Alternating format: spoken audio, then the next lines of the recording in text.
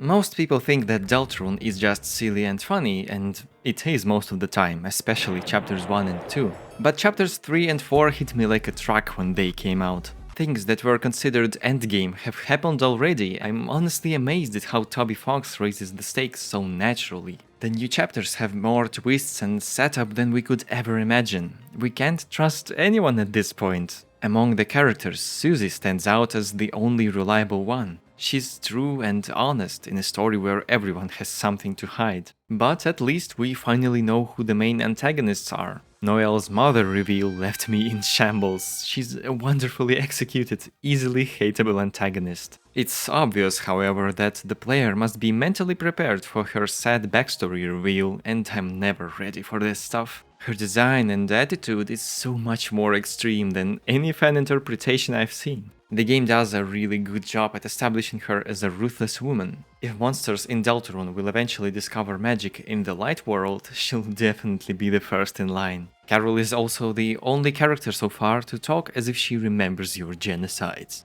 She's somehow aware of the player, indicated by the unique red text in her dialogue. No wonder people think that she's the knight. And never in a million years I would have thought that I'd be fighting and winning against the Roaring Knight in chapter 3. But it actually makes a ton of sense from a writing perspective. Introducing a character late into the story is generally looked down upon. That's why it shouldn't be so shocking, but don't lie that you weren't surprised. When I saw them, I immediately thought, holy smokes, that's the Roaring Knight, isn't it? The knight establishes itself as an aura-farming threat dead set on achieving its goals. But we don't even know their motive yet. The fact that you can fight them is really well hidden, to be honest. The fight feels so pointless that I didn't even consider winning as an option at first. I was sure that it was just a cutscene fight. One of the biggest questions we're left with is who the knight is.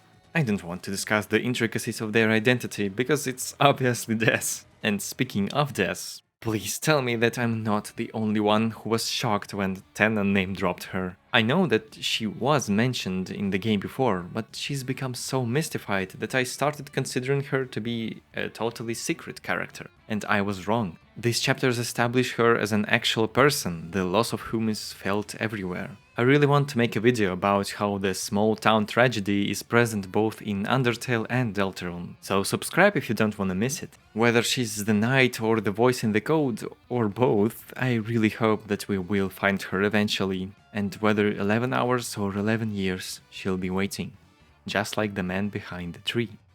I was honestly blown away by how even the secret egg rooms in these chapters are more detailed than before. I was fully expecting these to be the most predictable moments of the chapters, but I am glad I was wrong. These actually give us more information about the story, the past events, especially Chris, and even hint at the future. On the topic of Chris, tell me if you want to see a character analysis on them, or any other Deltarune character for that matter. Even these obscure rooms really reinforce the idea of raising the bar and upping the stakes in these chapters. Toby Fox is trying his best and it's going to take time, but I'll be waiting, just like Deltarune will be waiting.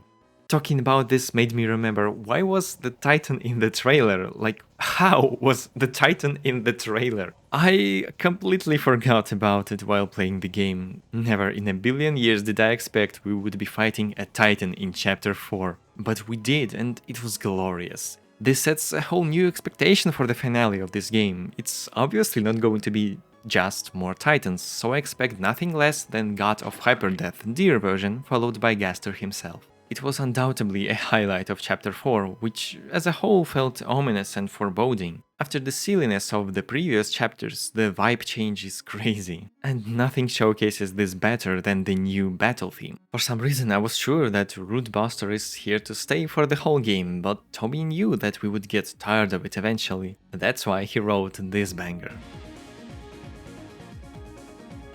It underscores the shift in tone, preparing us for a more serious journey ahead. It's literally called From Now On. The Fun Gang witnessed the prophecy and the near end of the world. Their blood was spilled and the danger is still out there.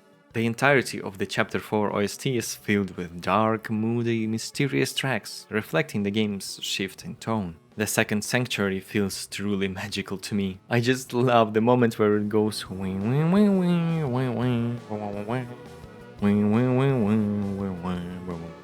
I instantly imagine Susie wandering through the gallery and looking at the prophecy pieces. It fills me with the feeling of both wonder and dread, thinking about what's going to happen to her. But the most unsettling part of this journey is that we can't even trust the protagonist. Yeah, I didn't even pick up on this initially, but Chris is definitely working with the knight, and we get a lot of hints to this. They submit to the knight in battles, they give hidden signals, they help someone hide in the closet, and they are also almost purely antagonistic towards the player. I've literally never seen a game pull this off to such an extent before. But despite this, Chris turns against the knight when their friends are in actual danger, dealing extra damage in the boss fight when Susie and Ralsei are swooned. So Chris and the knight are working together, yet Chris still genuinely cares about their friends. It makes their actions all the more intriguing and confusing.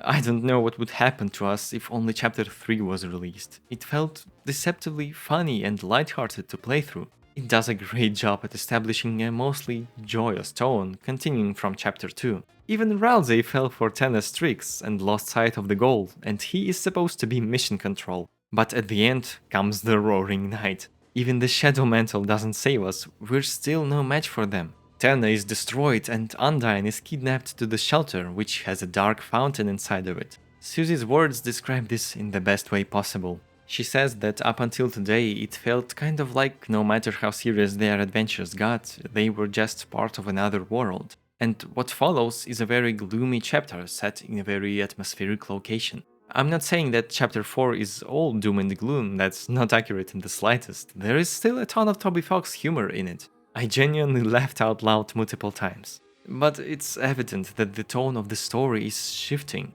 The most beautiful and heartbreaking example of this is the last prophecy scene.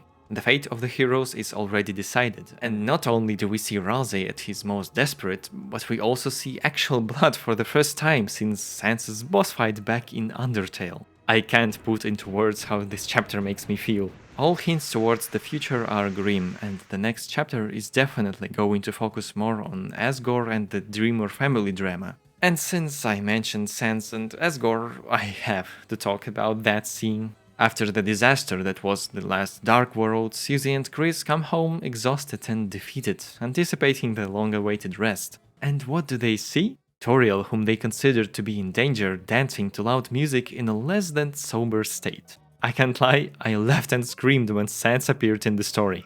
But if you consider the implications, it becomes almost painful to watch. Toriel isn't just having fun, she got drunk with a guy she got to know that very day, and she doesn't care about what happened to Chris at all during their day-long absence. It's heartbreaking to see how this affects Susie, given her previous opinion of Toriel. What follows has a very heavy implication.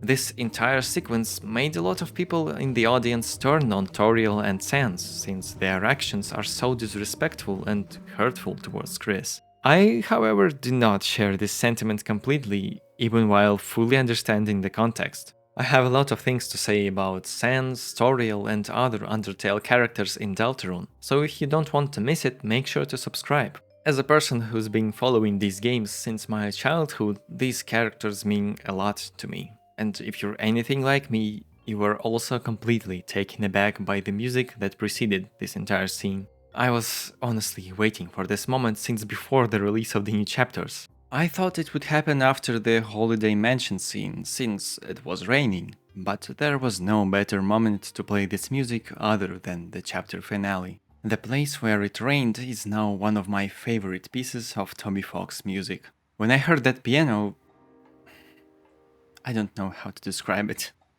The deep, crippling nostalgia and wonder for the future that I felt at the same time are indescribable. This music represents the definite connection between Deltarune and Undertale, finally all but confirming the long-lasting theories. I felt like I finally understood what would happen in Deltarune and what it's going to be about, and I really want to make a video about that.